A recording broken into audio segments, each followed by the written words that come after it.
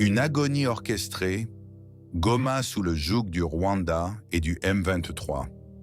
Alors que la communauté internationale reste trop souvent spectatrice d'une tragédie en temps réel, la ville de Goma, dans l'est de la République démocratique du Congo, vit un calvaire quotidiennement alimenté par des mains étrangères. La complexité du conflit, souvent invoquée pour brouiller les pistes, ne doit plus servir à occulter une réalité brutale et simple.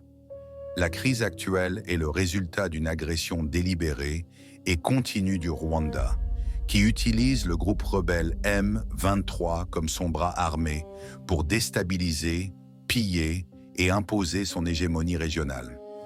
Derrière le voile des dénis diplomatiques se cache une stratégie implacable, rendue possible par les défaillances historiques de l'État congolais et la complicité tacite d'acteurs internationaux. Ce texte développe la genèse et les mécanismes de cette relation toxique, en l'éclairant à la lumière des réalités les plus crues d'aujourd'hui, où la population de Goma paie le prix du sang pour des ambitions qu'elle n'a pas choisies. La machine de guerre rwandaise est le martyr de Goma.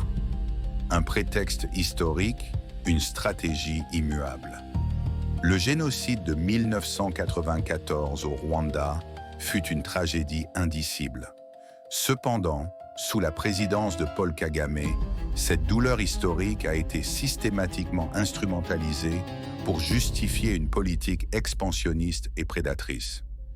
La menace des FDLR, bien que non réelle, est aujourd'hui démesurément exagérée par Kigali pour servir de caution morale à son soutien au M23. En réalité, cette milice, militairement affaiblie et fragmentée, ne représente plus une menace existentielle pour le Rwanda, mais elle reste un prétexte commode pour légitimer des interventions qui n'ont que peu à voir avec la sécurité et tout à voir avec le contrôle des richesses.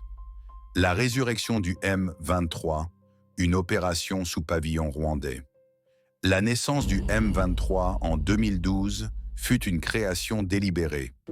Aujourd'hui, sa résurgence depuis fin 2021 est une opération encore plus flagrante, dirigée depuis Kigali. Il ne s'agit plus d'une simple mutinerie, mais d'une armée fantôme de l'État rwandais. Commandement et contrôle.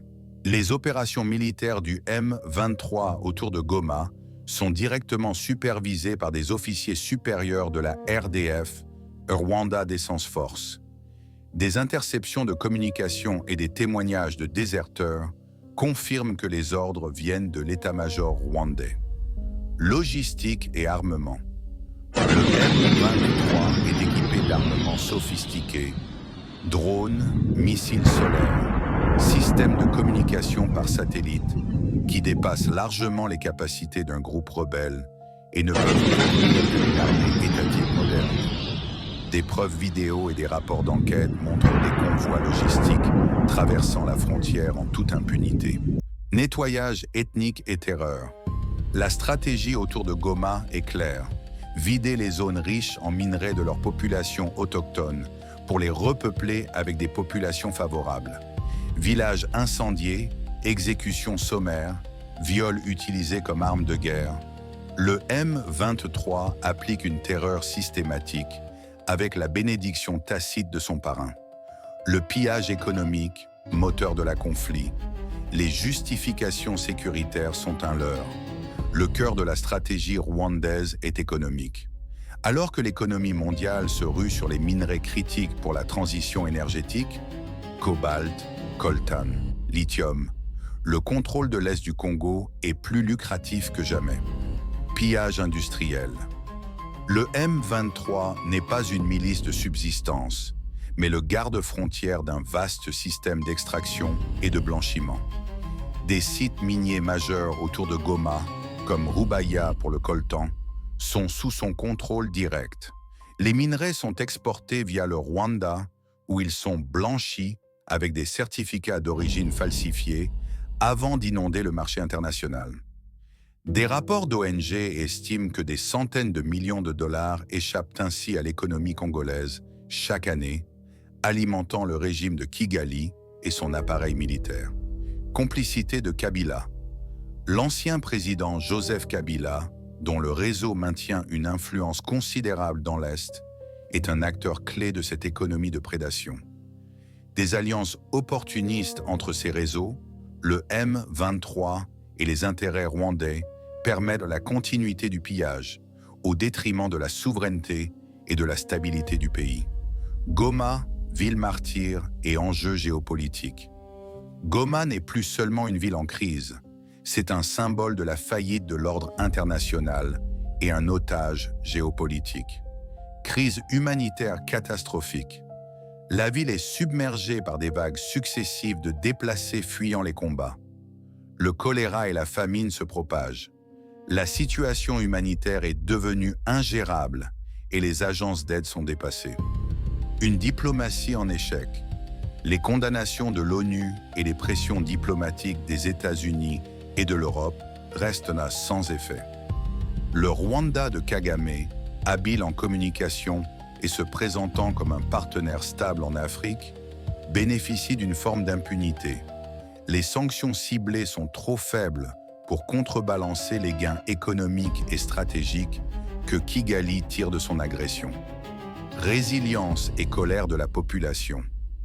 Face à cette tragédie, la population de Goma fait preuve d'une résilience héroïque, mais la colère monte. Elle est dirigée autant contre l'agresseur rwandais que contre son propre gouvernement, perçu comme impuissant ou complice, et contre une communauté internationale jugée complaisante. Briser le cycle de l'impunité. La relation entre le Rwanda et le M23 n'est pas un conflit complexe, c'est une agression caractérisée. La complexité réside dans les réseaux d'intérêts qui la permettent et l'entretiennent.